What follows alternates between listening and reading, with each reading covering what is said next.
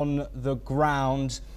We now head to our first guest of the evening, Stephen Nagy, a professor of International Christian University, who is joining us from Budapest. Stephen, thank you ever so much for taking the time to talk to us. We've had some background there from Mega on the significance and some key topics. I'd like to dissect with you first the nations and the leaders of the nations who are attending. Of course, the group of seven is at the meeting, and that is always expected, but inviting world leaders from other countries, key countries in the face of geopolitical instability. How important is it that these countries are also there, and how much of a benefit will it be to the negotiations and discussions that will take place over the coming days?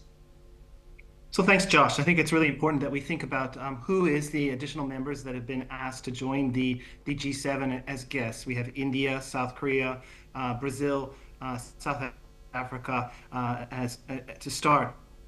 And these are meant to demonstrate that the G7 isn't just a bunch of wealthy Western countries, but rather a group of countries plus these additional players that are from the developing world, or the so-called global South, that are interested in addressing global issues collectively.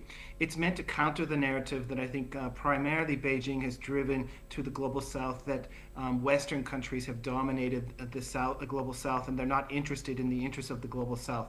By bringing India, South Africa, Brazil, it demonstrates that these countries are really part of the discussion of the G7. They're part of addressing the challenges that the global South is facing, as well as the global community. And I think that is really critically important. It's a critical message to all countries, but in particular, it's a critical message to the global South that they have a choice. They don't have to just fall in line with Beijing's wishes, but they can work with a growing group of countries that have shared interest in a real win-win development strategy for the global South, but the global community. Yes, absolutely, Stephen. Another leader of a country that isn't part of the group of seven is Volodymyr Zelensky.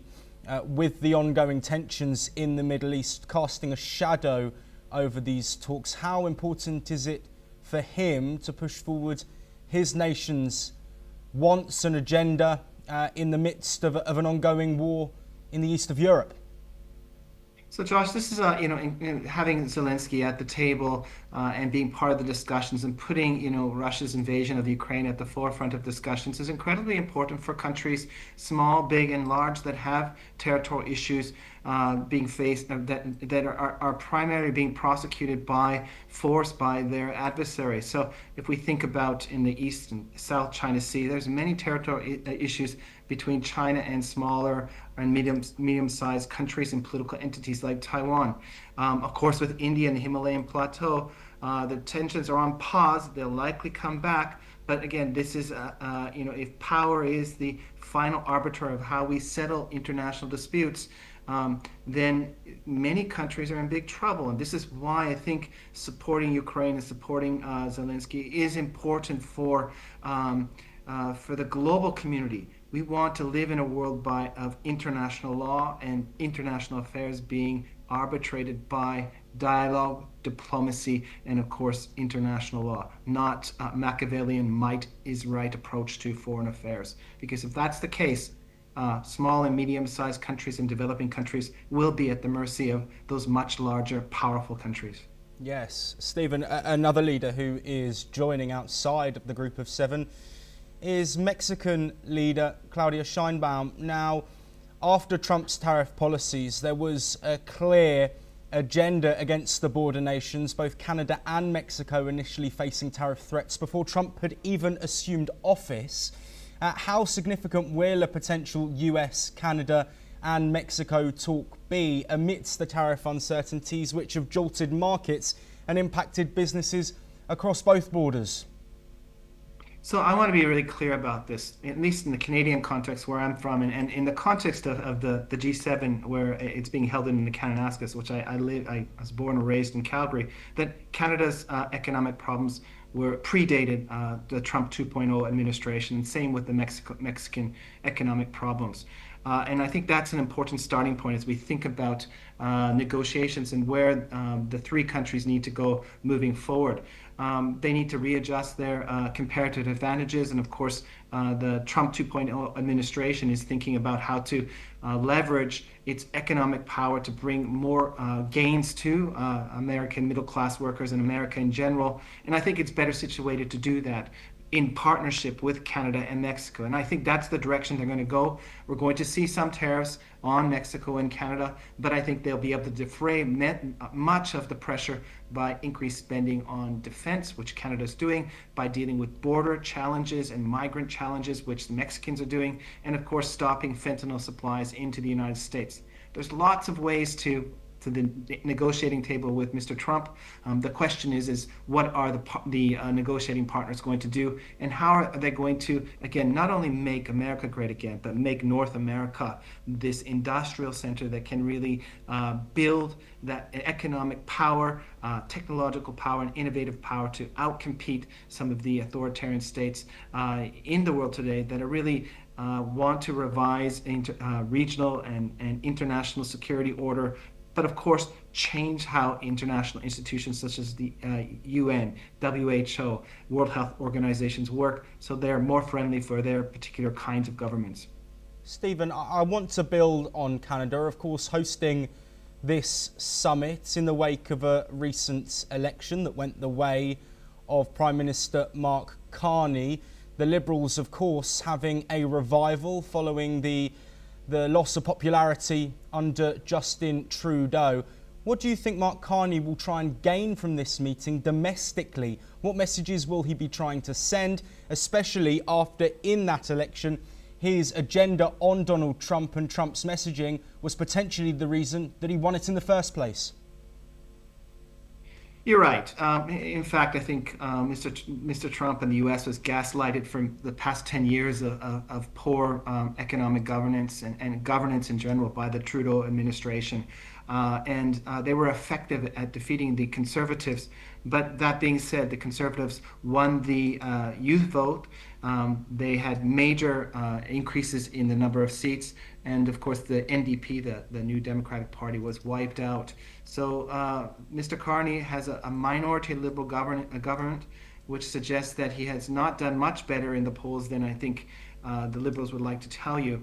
But that all being said, he's going to want to demonstrate that Canada's back at the table, not on the menu, that Canada's a credible leader, and that it's bringing countries together and finding solutions, and that Canada is a willing partner to try and deal with restructuring global trade so it's fair, to dealing with challenges such as the China challenge, the Russia challenge, but also we know just after Israel's launch on Iran's nuclear power plants that this is going to be another challenge. And Canada wants to demonstrate that it is a productive, constructive country that brings countries together to solve problems through diplomacy. And I think it has that potential.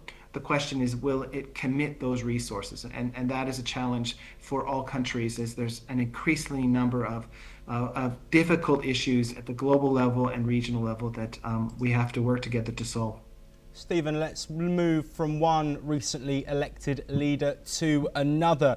South Korea, of course, have been invited to this G7 summit. Lee Jae-myung has faced a situation of political instability after Yoon Suk-yeol's impeachment, martial law, and further impeachments which have created a difficult situation in South Korea. But they are, of course, positioned and aligned with the United States. What do you think South Korea will be looking for in this meeting, and how will they further their work with Western countries in this meeting? So the new leader, President Lee Jae-myung, of South Korea, has a delicate path to kind of walk.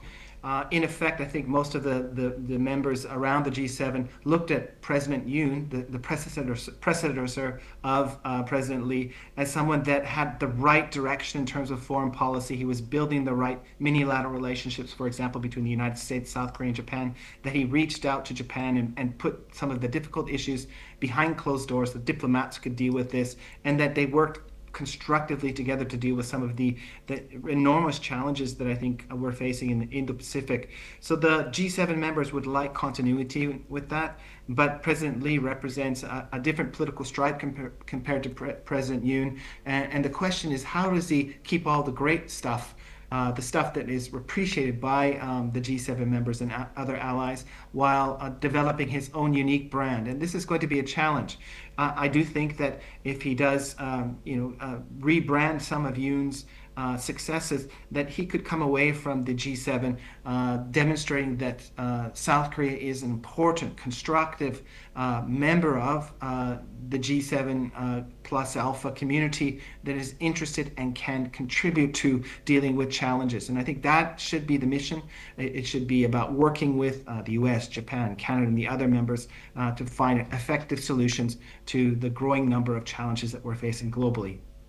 As we continue to look at the leaders, I want to move now to India. Of course, Prime Minister Narendra Modi is currently in Cyprus. He will then be heading to Alberta. I want to really look at the tragedy that's happened in recent days with the Air India Flight 171, which of course crashed, which is a dark cloud still hanging over everyone in India. That moment of mourning still ongoing. But we also can't forget Operation Sindoor and the India-Pakistan tensions, which also threatened to boil over. We've seen Indian politicians and delegates reaching out to other countries, joined by Pakistan, of course, as well, who followed in suit and did the same themselves. But for Prime Minister Narendra Modi, is this a clear mission to try and get support after a conflict which, in India's eyes, was solely started by Pakistan after that horrific terror attack in Pelgam, which led to the deaths of 26 people? So I think at the G7, Prime Minister Modi will be welcomed by all the members of the G7 community, as well as the additional members that have been invited to the G7. India is becoming a critical partner to deal with many challenges in the Indo-Pacific and beyond. Its efforts to develop a multipolar world and a multi-alignment within the Indo-Pacific and beyond is, I think, a formula that many countries are finding to be the right formula to deal with the challenges moving forward. And I think that he has a welcome audience. The challenge, I think, for Mr. Modi, as he comes to the G7, will probably be on more sensitive issues such as the relative neutral stance on Russia's invasion of Ukraine, and perhaps there'll be some protests by Punjabi Canadians that support a domestic Palestinian state, which will complicate many issues for Mr. Modi. But at the end of the day, Prime Minister Modi and India is an important, if not critical, partner in dealing with all the challenges that I mentioned in today's interview, dealing with Pakistan, dealing with nuclearized Iran, dealing with many other challenges. And in that sense, Mr. Modi's presence, his partnership with Prime Minister Carney, President Trump, and Prime Minister Ishiba and others will be important to not only invest in, but to find opportunities to grow this partnership to, again, help India be that critical and pivotal partner to deal with many challenges that we're facing. Yes, absolutely. Stephen, we are now